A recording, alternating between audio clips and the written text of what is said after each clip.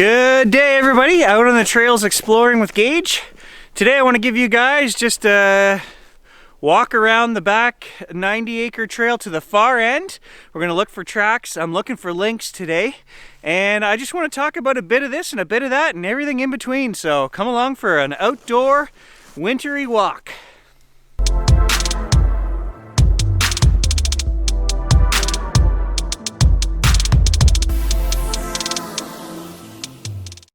I want to walk to the far end of the swamp.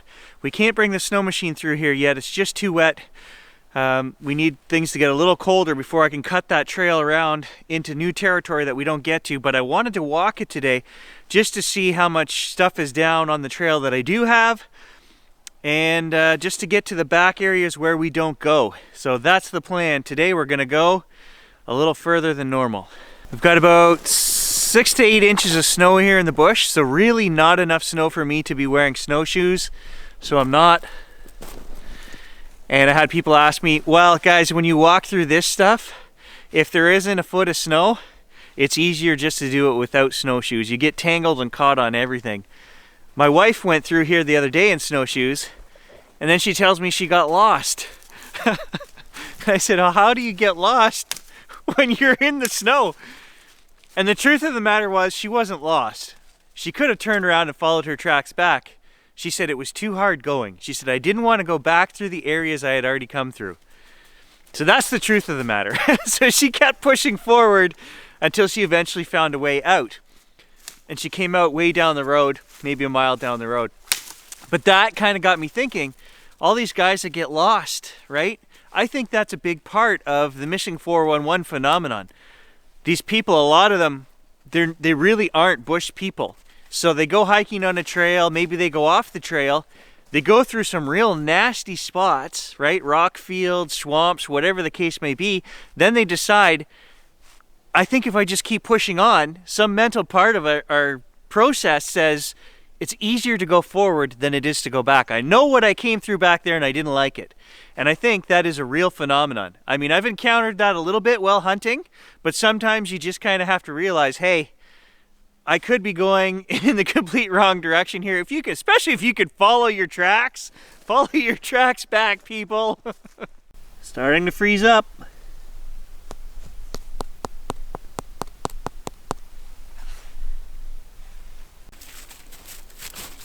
Was that a good frozen deer turd? Yeah, get out of there.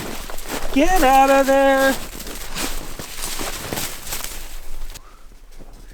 Get out of there.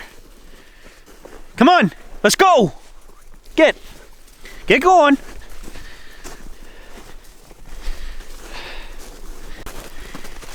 He'll puke that up on my wife's white rug later, I'm pretty sure.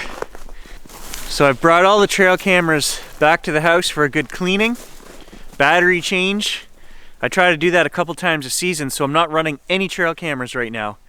We're gonna take a week or two off from that while I get everything cleaned, lenses, battery compartments. A lot of them get sap stuck to the back of them and the straps and everything, and it just becomes a bit of a nightmare to keep that stuff in working order, so you have to maintain it, right?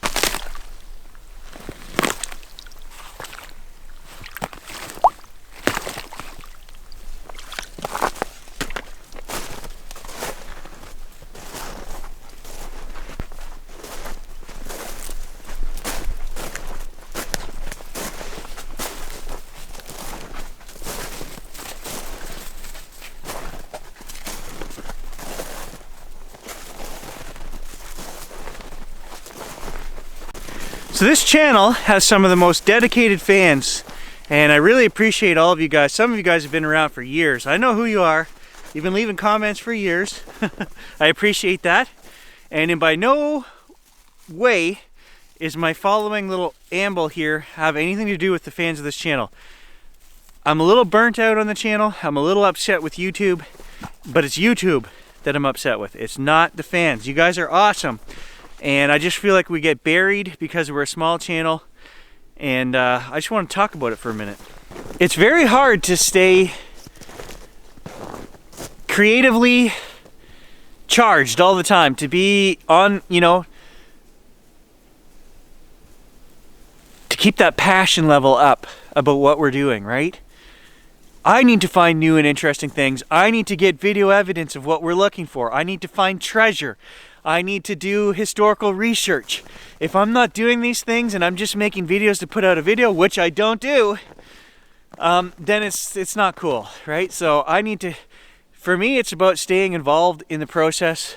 It's about finding adventure, and it's about finding answers when we look for Bigfoot, when we look for UFOs and orbs and light anomalies and strange spiritual things, right? I need to stay connected. I hate to say I don't care about, I want to present this to you guys. It's never been about the views or the money and stuff like that. It's about finding adventure and staying engaged and interested in a really cool hobby or an interest, right? And if I'm not engaged in that, if I'm kind of burnt out on it, and I think that's what I've done. Essentially, I just solved my own question there by talking to you guys. I've kind of burnt myself out on a lot of this stuff by trying to get the numbers up on the channel, to get the viewership coming in and the pay coming in, to pay for more adventures, and I'm always worried about that. I gotta stop doing that. I just have to go back to the little roots that we have, which is do what we're gonna do. People are gonna watch or aren't gonna watch, and we afford what we afford on the channel. I'm not gonna plan big extravagant trips and things that we just stop worrying, basically. We just do our thing and stop worrying. But that's just the analytical side of Gary. That's the way I am, right? I treat everything like a business. That's why I'm successful. Everything I do is well organized, well planned. Even my hobbies become a bit of a compulsive thing, right? I've had months, guys, on this channel where I've put out 28 videos in 28 days. And I don't mean just video fodder. I mean, we go on adventures. I'll go metal detecting. I do all of the, 12-hour-a-day stuff because I'm interested in it, but I'm also trying to grow the channel. And I don't think there is a legitimate way via YouTube to grow a channel. When you're a small fish like I am, you just get buried, right? I'm not making YouTube enough money for them to really care about promoting my channel. And I'm not just saying that in a facetious, so this is what I think is happening way. Guys, the viewership on this channel pretty much tripled starting back in August, okay? Why did it triple? Because YouTube turned on maximum ads on all of my videos back in August. The week that they did that, and I didn't go in and manually turn them off because that's what they required. I said, whatever, if the channel makes a little bit more money. I had always been against more than one ad on a video.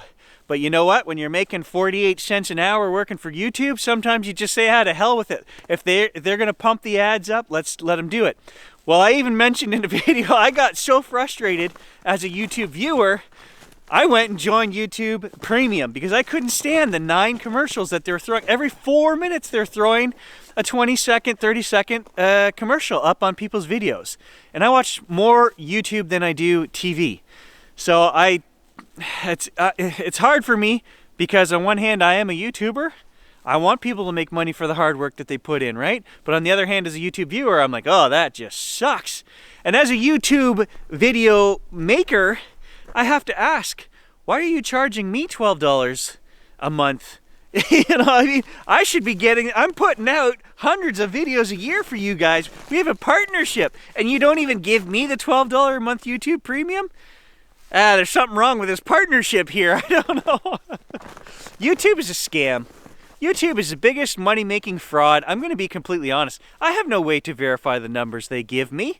They tell me, for example, that last month, good job, Gary, viewers percentage is up 30%. Your numbers are up 30%. Your time watched is up 30%.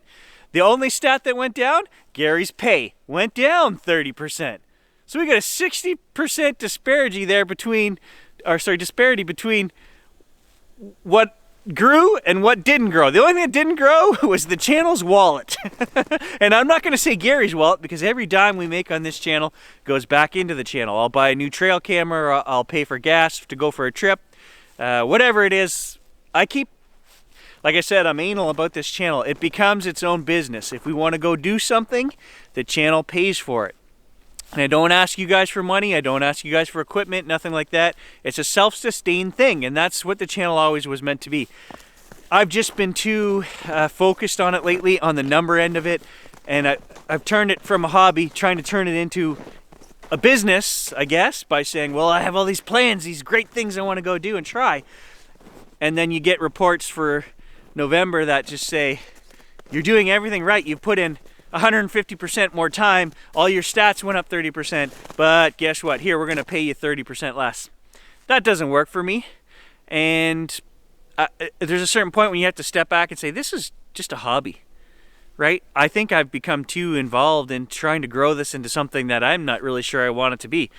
Gary wants to make money. Look, Gary still works 2 jobs, okay? So let's be clear about that. If Gary wants to make more money, he's going to work one of his 2 jobs. I go make $400 an hour at one of my jobs if I want to go make money, right? I don't do YouTube for the money, but because in my head I have this separated into it pays for itself thing, yeah.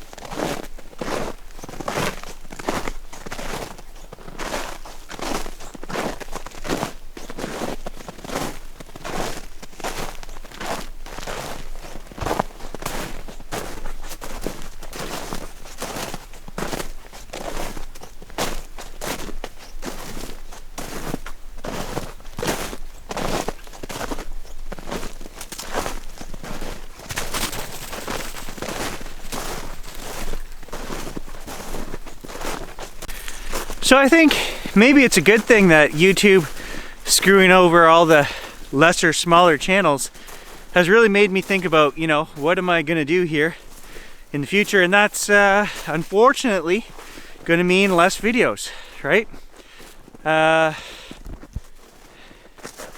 Yeah, if the numbers are going to stay the same, whether I put out 28 videos or whether I put out 4, and I can do all the exploring and really concentrate on what I want, and do, you know, a video a week or 2 videos a week,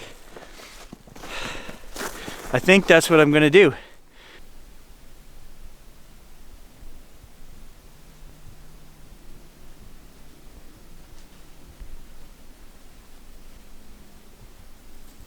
So I'm standing at the back swamp.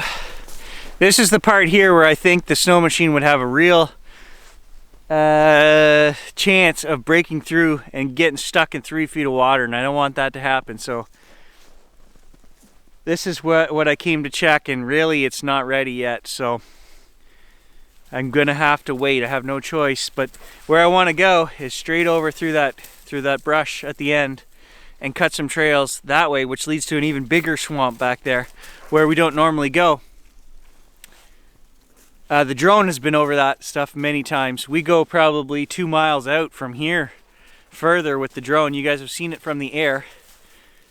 Big, empty expanses of land. I mean, and this is actually going the wrong direction, as I said before. This is going south, right? We could go thousands of kilometers north from here and not run into a town. We could zigzag through the bush and we could go all the way up to James Bay and into the Arctic and not run into a town. So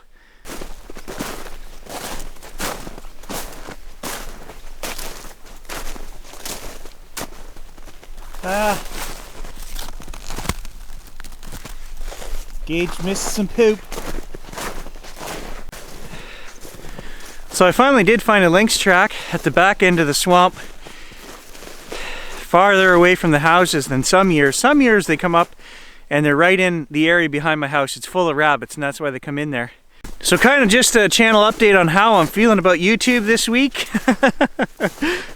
Just a chance to get out and check the back swamp here. Put up a video for you guys, let you know we're still kicking, still getting out in the bush. But to maybe lower expectations about the frequency of videos on Unfrequented World coming up. We're also coming up to holiday season, so maybe a few weeks off. Gary will feel less burnt out about the whole thing. I have to get my mindset right about what the channel is. And that's back to hobby status of don't be making all these big grandiose plans because we can't travel anywhere anyway because of COVID. And just do it for the love of doing it and not stressing about organizing trips and plans and all these future things I want to do. I just have to take that out of there. I know my true fans always watch the channel no matter what we do, and I appreciate you guys for that. So moving forward, I think we're gonna slow our roll a little bit. There won't be 28 videos in a 28-day span moving forward. So just keep that in mind, guys. Enjoy the holiday season. I'll definitely see you guys before Christmas at some point. Maybe I'll pack up the truck and go spend a night with Grant. We'll do some paranormal investigations. I don't know. I don't know what I'm going to do this week, but we'll do something. Thanks for watching, guys.